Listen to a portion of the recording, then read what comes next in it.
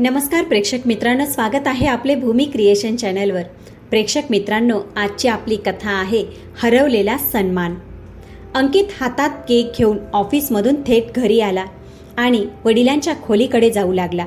दाराबाहेरूनच आनंदाने म्हणाला, वाढदिवसाच्या खूप खूप शुभेच्छा बाबा। पण समोर पाहताच त्याची पावलं अचानक थबकली। बाबा! त्या 2 मिनिटात अंकितने धावत संपूर्ण घर पालथं घातलं, पण बाबा कुठेच दिसले नाही। तो धावत आपल्या खोलीत गेला, जिथे त्याची पत्नी आणि सासूबाई बिंदास्तपणे हसत हसत काहीतरी बोलत होत्या। प्रिया, बाबा कुठे आहेत? उत्तर न मिळाल्याने अंकितने मोठ्या आवाजात पत्नीवर ओरडत विचारलं। प्रिया, मी विचारतोय बाबा कुठे आहेत? अरे मला काय माहीत ते कुठे आहेत? मी त्यांचा काही ठेका घेतलेला नाही की कायम त्यांच्या मागे मागे फिरत राहावं? एवढं ऐकताच अंकितने तिच्या गालावर एक चपराक मारली। काय बोलते आहेस तू बाबांबद्दल? तूच तर त्यांना इतक्या प्रेमाने इथे बोलावलं होतंस आणि आज म्हणतेस की त्यांचा ठेका घेतलेला नाही। जावई बापू, माझ्या मुलीशी अशा प्रकारे कसं बोलताय? सासूबाई, मध्ये बोलू नका कृपया।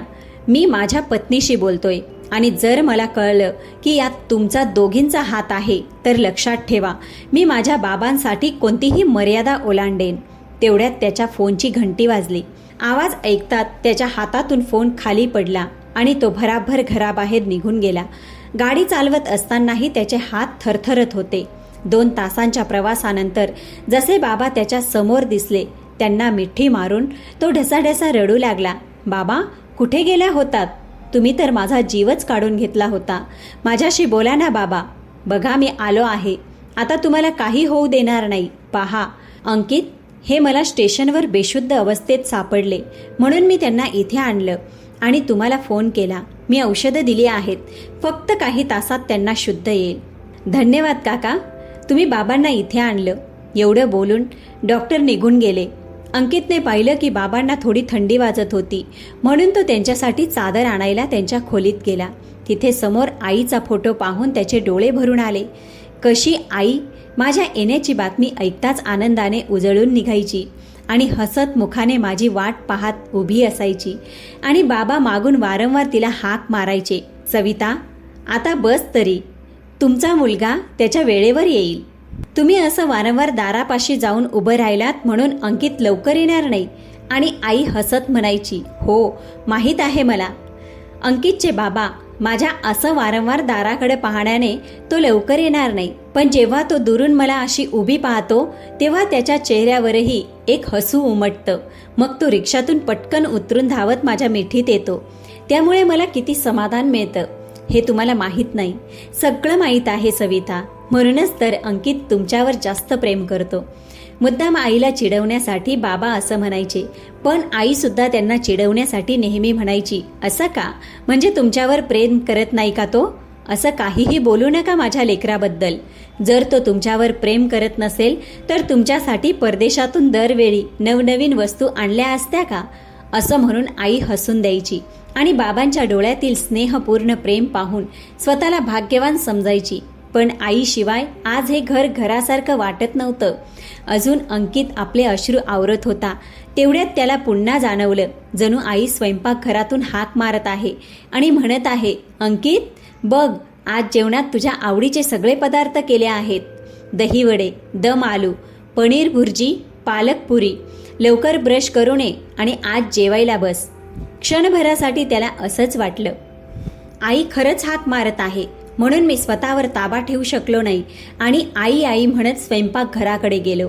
आईने स्वतःच्या वेदना कधीही माझ्या स्वप्नांच्या आड येऊ दिल्या नाही। त्या आयुष्यभर एकमेकांचे दुःख वाटून घेत राहिल्या, पण मला कधीही हे जाणवू दिले नाही की आईला ब्लड कॅन्सर आहे आणि त्यांना किडनीची समस्या सुद्धा आहे। माझ्या शिक्षणासाठी त्यांनी एक एक पैसा जमवला आणि मला इतकं सक्षम बनवलं की ज्याचे ऋण मी या जन्मात फेडू शकलो नाही। पण मी तुम्हाला वचन देतो, पुढच्या जन्मात मी तुमचे हे ऋण नक्की फेडेन। त्यासाठी देवासमोर विनवण्या कराव्या लागल्या तरी चालतील। मला प्रत्येक जन्मात तुमचे मूल बनून यायचे आहे। बाबांच्या खोकल्याच्या आवाजाने भानावर आलो तर मी एखाद्या लहान मुलासारखा त्यांच्या छातीशी जाऊन बिलगलो। काही क्षणात स्वतःला सावरले आणि बाबांचा हात धरून खोलीकडे इशारा केला। ते म्हणाले, नाही बाळा, आज मी तिथे जाणार नाही। मला स्वतःच्या नजरेत आणखी खाली पडायचे नाही। अंकित ठाम निर्धाराने म्हणाला, बाबा, आज मी तुम्हाला वचन देतो की माझ्या वडिलांचा हरवलेला सन्मान मी तुम्हाला परत मिळवून देईन. त्यासाठी मला कोणतीही किंमत मोजावी लागली तरी चालेल. एवढे बोलून त्याने बाबांना गाडीत बसवले आणि घराकडे निघाला. आज त्याचा राग 7व्या आसमानावर होता. त्याला विश्वास बसत नव्हता की त्याची पत्नी आणि सासूबाई बाबांसोबत असे काही करतील की ते स्वतःच आपल्या नजरेत खाली पडतील. पण त्याला समजत नव्हते की आई गेल्यानंतर प्रियाने स्वतः हट्ट करून बाबांना शहरात बोलवले होते. ही अगदी काही दिवसांपूर्वीचीच गोष्ट होती.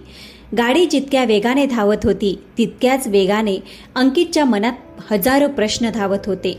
ऐकताय का? कुठे आहात? जेव्हा जेव्हा काही सांगायचे ठरवते तेव्हा असेच लपून बसता. अरे कुठे आहात? अच्छा, म्हणजे वर्तमानपत्रात डोके खुपसून बसला आहात. अरे वर्तमानपत्रात काय ठेवले आहे? मी जे सांगते आहे त्याकडे लक्ष द्या. आई साहेबांना जाऊन 3 वर्ष झाली आणि बाबा त्या छोट्या शहरात एकटे राहतात. तुम्हाला तुमच्या वडिलांची थोडीशीही काळजी वाटत नाही का? असे प्रिया तिच्या पती अंकितला म्हणायची. अंकित आश्चर्याने म्हणाला, काय झाले? आज अचानक तुला बाबांची काळजी कशी वाटू लागली? आई जिवंत असताना जेव्हा दोघे इथे यायचे तेव्हा तुला ते अजिबात आवडत नव्हतं. मग आज अचानक माझ्या वडिलांची काळजी? नेमकं प्रकरण काय आहे? प्रिया अडखळत म्हणाली, ती जुनी गोष्ट आहे हो. लोक खरंच म्हणतात, सून जर चांगले विचार करत असेल तरी कोणी विश्वास ठेवत नाही. अरे आधीची गोष्ट वेगळी होती. मुले लहान होती, किती कामं असायची. तुम्हाला काय कळणार एका स्त्रीला किती कामे असतात. आणि आता मुले थोडी मोठी झाली आहेत. आधी तर आई त्यांची काळजी घ्यायच्या, आता ते देखील नाहीत. त्या छोट्या शहरात ना चांगल्या वैद्यकीय सुविधा आहेत, ना खाण्यापिण्याची नीट व्यवस्था. विचार करा, ते नोकरांसोबत कसे राहत असतील. आणि मग नातेवाईक काय म्हणतील की मुलगा त्यांना 2 वेळचे जेवणही देऊ शकत नाही. मी तर म्हणते आता त्यांना इथे घेऊन या. एवढे बोलून प्रिया निघून गेली. अंकितला खूप आश्चर्य वाटले. तो विचार करू लागला की पत्नीच्या वागण्यात बदल होण्याचे कारण काय असू शकते. मग त्याने विचार केला, कदाचित काळानुसार तिच्या स्वभावात बदल झाला असेल. असेच विचार करून तो आनंदी झाला आणि वडिलांना फोन करून त्यांची विचारपूस करू लागला आणि म्हणाला, बाबा, आता खूप झाले काम. तुम्ही नोकरी सोडून आमच्या सोबत राहा. किती दिवस एकटे राहणार आणि नोकरांच्या हातचे जेवण किती दिवस खाणार? मी तुम्हाला खात्री देतो, इथे तुमच्या सन्मानात कोणतीही कमतरता राहणार नाही. अंकितचे वडील म्हणाले, बाळा अंकित, तुझी आई बरोबर म्हणायची. तू खूपच भोळा आहेस. कदाचित तुला आठवत नसेल की पुढच्या महिन्यात मी निवृत्त होणार आहे. पण याची माहिती मी सुनेला दिली होती. कदाचित व्यस्ततेमुळे ती तुला सांगायला विसरली असेल. क्षणभर अंकितच्या डोक्यात विचारांचे वादळ उठले. मग त्याने विचार केला, नाही, प्रिया बाबांना आपल्याकडे राहायला बोलवत असावी. कदाचित ती खरंच विसरली असेल.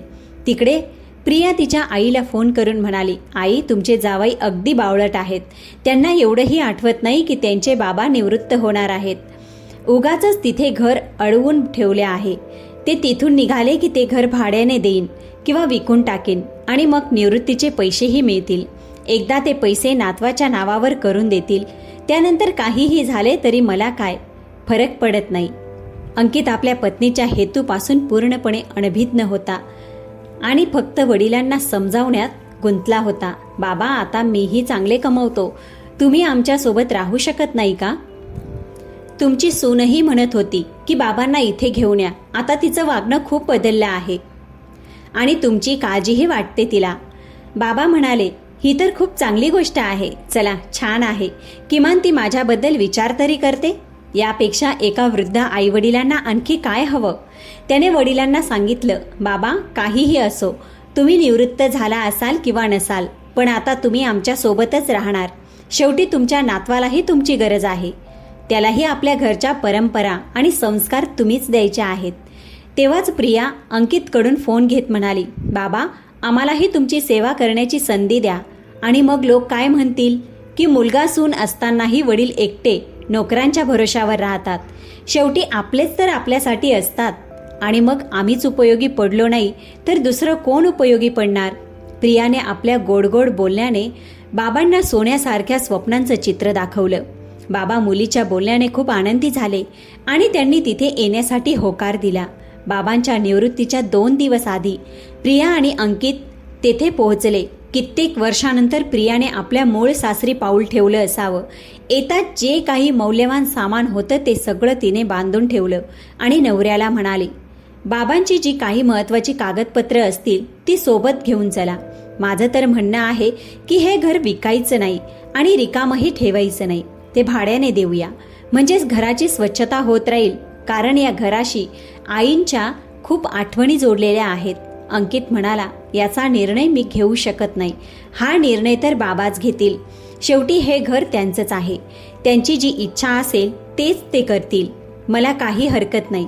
मला फक्त एवढंच हवं आहे की निवृत्तीनंतर त्यांचा वेळ सुखाने जावा आणि त्यांना त्यांच्या वाट्याचा पूर्ण सन्मान मिळावा.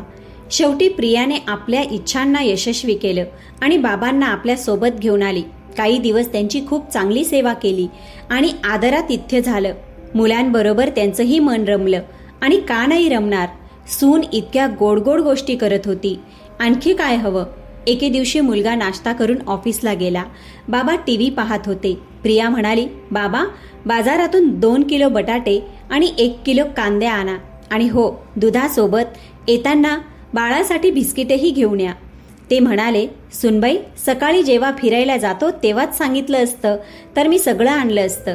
आता पुन्हा मला जाण्याची अजिबात इच्छा नाही. प्रिया म्हणाली, बाबा दिवसभर तुम्ही घरातच बसून असता. थोडंफार काम केलं तर त्यात काय बिघडलं. मी काही तुम्हाला डोंगर फोडायला सांगत नाहीये. फक्त मार्केटला जाऊन थोडंसं सामान आणायला सांगत आहे. बाबा म्हणाले, अगं बाळा, मी कुठे नाही म्हणतोय. जातोय. मला ही सगळं कामं करायची सवय नाही आणि आता माझंही वय होत चाललं आहे. मीही थकतो. म्हणूनच मी म्हणालो की सकाळी सांगितलं असतं तर परत येताना सगळं सामान आणलं असतं. ठीक आहे, रागावू नकोस, मी आत्ताच आणतो. प्रिया म्हणाली, घरची कामं करण्यात थकवा येतो का. असं का नाही म्हणत की मी सांगितलेलं काम करायला तुम्हाला त्रास होतो. एवढं बोलून ती आपल्या खोलीत आराम करायला निघून गेली. ही काही नवीन गोष्ट नव्हती. काळ जसा पुढे जात होता तसं बाबांसोबत असं होत राहायचं. मुलगा असताना जी सून साखरेत बुडाल्यासारख्या गोड बोलायची ती त्याच्या गेल्यानंतर उपरोधिक बोलांनी त्यांच्या मनाला जखमी करायची. मुलाला ते काही सांगत नसत कारण दोघांच्या मध्ये कलह कारण बनू इच्छितो. मुलाला ते सांगत नव्हते कारण दोघांच्या मध्ये कलहाचं कारण ते बनू इच्छित नव्हते. म्हणून शांत राहायचे. पत्नी होती तेव्हा ते मोठ्या आनंदाचे जीवन जगत होते. तिच्या जाण्यानंतरही घरात नोकर चाकर होते, त्यामुळे त्यांना काही कमी भासत नव्हती आणि कधीही काम करण्याची गरज पडली नव्हती. सगळं किती छान चाललं होतं. पण अचानक कर्करोगामुळे पत्नी जग सोडून गेली आणि बाबा एकटेच राहिले. बाजारात जात असलेले बाबा विचार करत होते की आता त्यांनी काय करावं. हे सगळी कामं त्यांनी कधीच केली नव्हती. जे काम आधी गोड बोलून ती करून घेत असे तेच काम आज टोमणे मारून त्यांच्याकडून करून घेत होती. एक दिवस तर हद्दच झाली जेव्हा अंकितच्या अनुपस्थितीत प्रिया बाबांना म्हणाली, बाबा आज कामवाली बाई येणार नाही, त्यामुळे स्वतःच भांडी धुवून घ्या आणि हो बघा जर सिंकमध्ये एखादं भांडं जास्त असेल तर तेही धुवून टाका. बाबा विचारात पडले. पत्नीने कधी भांडी घासायला सांगितलं नव्हतं आणि आज असे दिवस आले की ही मला भांडी घासायला लावतीये. अंकित घरी आल्यावर प्रिया अशी बदलते जणू ती एक स्त्री नाहीच. जणू 2 वेगवेगळ्या स्त्रीच्या भूमिका ती पार पाडते. एक दिवस बाबा सकाळीच फिरून येऊन थकून पडले होते. अंकित त्यावेळी घरातच होता. त्याने विचारले, बाबा काय झालं, आज तुम्ही थकलेले दिसत आहात. ते म्हणाले, बाळा आज मी फिरायला गेलो तेव्हा मला चक्कर यायला लागली. अंकित म्हणाला, बाबा 2-3 दिवस बाहेर जाऊ नका, थोडी विश्रांती घ्या. उन्हाळा वाढला आहे, कदाचित त्यामुळे तुम्हाला चक्कर आली असेल. इतकं बोलून अंकित आपल्या कामाला निघून गेला. थोड्या वेळाने प्रिया आली आणि बाबांना भाजी आणायला सांगितलं. ते म्हणाले, बाळा माझी तब्येत ठीक नाही. प्रिया म्हणाली, बाबा जर भाजी नाही आणायची असेल तर आणू नका, किमान तब्येतीचं कारण तरी सांगू नका. आता घरात राहत असाल तर काहीतरी काम करावंच लागेल ना. बाबा म्हणाले, ठीक आहे, मला काहीतरी खायला द्या. थोडी ताकद आली की मी बाजारात जाऊन सामान आणून देतो. प्रियाने 2 पोळ्या आणि भाजी आणून त्यांच्या समोर ठेवली. बिचारे शांतपणे खाऊ लागले. मग भाजी आणायला निघाले. या अवस्थेत ते भाजी घेऊन परत येत होते तेव्हा त्यांची अवस्था खूप खराब झाली. कसं बसं ते घरी आले आणि भाजी टेबलावर ठेवून आपल्या खोलीत जायला निघाले. तेव्हा प्रिया म्हणाली, बाबा कुठे चाललात. माझी आई आली आहे, तिच्यासाठी 2 चहा आणा. इतक्या दिवसांनी माझी आई आली आहे, त्यामुळे मला तिच्यासोबत बसावं लागेल. पण बाळा, मला चक्कर येत आहेत. बाबा, तुम्ही प्रत्येक गोष्टीत इतकं कारण का देता? शांतपणे चहा करून आणा बरं. च्या बोलल्यानंतर बाबा शांतपणे स्वयंपाकघरात चहा बनवायला गेले आणि 2 कप चहा बिस्किटांसह घेऊन आले. त्यांची अवस्था इतकी खराब झाली होती की प्रियाने आपला पाय अडवला, त्यामुळे ते तोल गेले आणि चहा प्रियाच्या आईच्या साडीवर आणि पायांवर ओतला गेला. अरे बाबा, हे काय केलं तुम्ही? जा पटकन कपडा आणा आणि आईचे कपडे आणि पाय स्वच्छ करा. बाबा तिच्या चेहऱ्याकडे पाहत होते. बाबा, माझ्याकडे काय बघताय? ऐकू येत नाही का? पटकन जा. बाबा शांतपणे कपडा आणून तिच्या आईचे पाय साफ करू लागले. त्यांचे डोळे भरून आले. तिकडे आई मुलगी दोघीही बाबांना खाली दाखवत हसत होत्या. बिचारे थेट बिछाण्यावर जाऊन कोसळले. पत्नीच्या फोटोला छातीशी धरून ते खूप रडले. का मला एकटं सोडून गेलीस? तुला माहीत होतं की मी तुझ्याशिवाय काही करू शकत नाही, मग मला कोणाच्या भरवशावर सोडून गेलीस? प्रिया आपल्या खोलीतून बाहेर आली आणि म्हणाली, बाबा रडून काय दाखवायचं आहे? आणि तुमच्या सोबत काही वाईट वागतो आहोत का? 2 वेळचं जेवण मिळतंय, राहायला जागा मिळतेय आणि या वयात यापेक्षा जास्ती काय हवं तुम्हाला? आणि यापेक्षा मी काय जास्त करू शकत नाही. जर तुम्हाला तुमच्या मुलाचं घर बिघडवायचं असेल तर त्याच्याकडे माझी तक्रार करा. इतकं बोलून ती निघून गेली. संध्याकाळी मुलगा आला. वडिलांची विचारपूस करून औषधं दिली.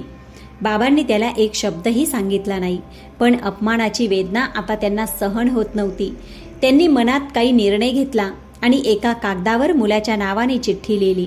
बाळा, अंकित, माझी सर्व संपत्ती तुझी आहे, पण ती संपत्ती फक्त आणि फक्त तुझी आणि तुझ्या मुलाची असेल. त्यावर तुझ्या पत्नीचा कधीही अधिकार नसेल. मला सरकारकडून पेन्शन मिळेल, त्यावर मी आरामात जीवन जगू शकतो. आता मी तुमच्या घरात एक क्षणही राहू शकत नाही, कारण जिथे मला सन्मान आणि सुखाची भाकरी मिळेल तिथेच मी जगू इच्छितो. अपमानजनक वागणुकीने आता माझं मन भरलं आहे. मला माफ कर आणि मला माझं आयुष्य माझ्या पद्धतीने जगू दे. इथे येऊन मी इतकं तर शिकलो की वास्तव दाखवलेल्या स्वप्नांच्या पूर्ण विरुद्ध असतं. अखेर इतक्या अपमानामुळे बाबांनी अंकितचं घर शांतपणे सोडलं आणि आपल्या गावातील घरी राहायला निघून गेले, जिथे त्यांचे असंख्य हितचिंतक राहत होते. त्यांच्याशी त्यांचा रक्ताचा नातंही नव्हतं, पण तरीही त्यांच्यासोबत मानवतेचं नातं होतं. आज बाबांचा वाढदिवस होता. अंकित जेव्हा वडिलांच्या खोलीत गेला तेव्हा ते तिथे नव्हते, म्हणून तो चिंतित झाला. मग त्यांच्या लिहिलेल्या चिठ्ठी वाचून प्रियाला प्रश्न विचारले. प्रिया म्हणाली, घरात थोडंफार काम करायला सांगितलं होतं, एवढंच. मी त्यांना काहीच सांगितलं नव्हतं आणि मी त्यांचा काही ठेका घेतलेला नाही. अंकितने रागात एक चापट प्रियाच्या गालावर मारली. तू माझ्या बाबांबद्दल अशी भाषा कशी वापरू शकतेस? आणि इतकंच म्हणाला, लक्षात ठेव, जसं तुम्ही पेराल तसं तुम्हाला मिळेल. जसं तुम्ही माझ्या वडिलांसोबत वागलात तसंच तुमच्यासोबतही होईल. आपल्या वडिलांचा सन्मान करा आणि दुसऱ्याच्या वडिलांचा अपमान करू नका. आज माझी आई माझ्या वडिलांच्या दुःखात सहभागी होऊ शकत नाही. कदाचित तुमच्या दुःखात सहभागी होण्यासाठी मीही नसेल. अंकित एकटा वडिलांना भेटायला गेला. धावत जाऊन त्यांना छातीशी कवटाळलं. बाबाही आपल्या मुलाच्या छातीला बिलगून खूप रडले. अंकितने माफी मागितली, पुन्हा एकत्र येण्याची विनंती केली, पण बाबा म्हणाले, मी माझं आयुष्य जगलो आहे बाळा. फक्त एवढंच सांगतो की आपल्या मुलांना चांगले संस्कार दे आणि घर सांभाळ. उरलेला वेळ इथे आनंदात जाईल. खाण्यासाठी पैसे मला मिळतात, त्यामुळे मला आता कोणत्याही गोष्टीची इच्छा नाही. आजपर्यंत सन्मानाने जगलो आहे, सन्मानानेच डोळे मिटवावेत हीच इच्छा आहे. नाही बाबा, आता मी तुम्हाला एकटं सोडणार नाही. तुमचा आत्मसन्मान परत देईन, काहीही किंमत मोजावी लागली तरी.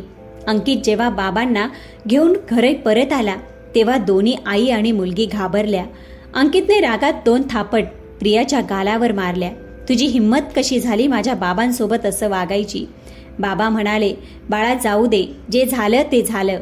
नाही बाबा, मी तुमच्या आत्मसन्मानाशी कोणताही समझोता करू शकत नाही. हे मला अजिबात मान्य नाही. जावयाला इतकं रागात पाहून प्रियाची आई शांतपणे तिथून निघून गेली. मला नको आहे की माझ्या वडिलांना आणखी अपमान सहन करावा लागावा. मी सगळं काही सोडू शकतो. पण माझ्या बाबांना सोडू शकत नाही. प्रियाच्या आई म्हणाल्या, मी माझ्या मुलीला घेऊन कुठे जाईन? वा सासूबाई, जेव्हा तुम्हाला माहीत आहे तरीही तुम्ही दुसऱ्याच्या वडिलांसोबत अशी वागणूक करत आहात. तुम्हाला लाज वाटत नाही का? इतक्या वयातही अशा बालिश गोष्टी करत आहात. अंकितच्या बोलण्यामुळे तिच्या आईचे डोके जमिनीत खुपसले गेले. तर प्रिया माफी मागण्यासाठी सासऱ्यांच्या पायावर पडून विनवणी करू लागली. बाबा, मला माफ करा, मी माझ्या आईच्या बोलण्यात आले. नाही प्रिया, तू जी चूक केली आहेस त्याची माफी मिळणार नाही. शांतपणे आपले सामान उचल आणि इथून निघून जा. मला तुझी काहीच बडबड, कुठले नाटक ऐकायचे नाही. अंकितने प्रियाचे सामान आणून फेकले आणि हात धरून तिला घराबाहेर काढू लागला. तेव्हा बाबांनी त्याला थांबवले की या घरातून ती कुठेही जाणार नाही आणि गेली तरी कुठे जाईल? आपली सून या घराची इज्जत आहे. मला तर माहीत नाही मी किती दिवस जगेन, पण जर आपल्या घराची इज्जत एकदा गेली तर ती पुन्हा परत येणार नाही. खबरदार, आजपासून सून इथेच राहील. हा माझा शेवटचा निर्णय आहे. अंकित प्रियाला म्हणाला, बघ, तुला लाज वाटली पाहिजे. माझ्या वडिलांसोबत तू इतकं चुकीचं केलंस तरीही ते तुझाच साथ देत आहेत. ते तुझ्या बाजूने उभे आहेत. बाबांच्या सांगण्यावरून मी तुला शेवटच्या वेळी माफ करत आहे, पण पुढे अशी वागणूक केलीस तर लक्षात ठेव. प्रियाच्या आईने पुढे येऊन त्यांच्या बाबांकडे माफी मागितली आणि शांतपणे तिथून निघून गेली. त्या दिवसानंतर प्रियाने बाबांना कधीही त्रास दिला नाही. उलट मनापासून त्यांची सेवा केली. कारण तिलाही चांगले माहीत होते की जर अंकितने तिला घरातून बाहेर काढले असते तर ती कुठलीच राहिली नसती. तर प्रेक्षक मित्रांनो, ही होती आपली आजची कथा. आशा आहे तुम्हाला कथा आवडली असेल. तर प्रेक्षक मित्रांनो, स्वतःची काळजी घ्या आणि आपण भेटूया पुढच्या कथेसोबत.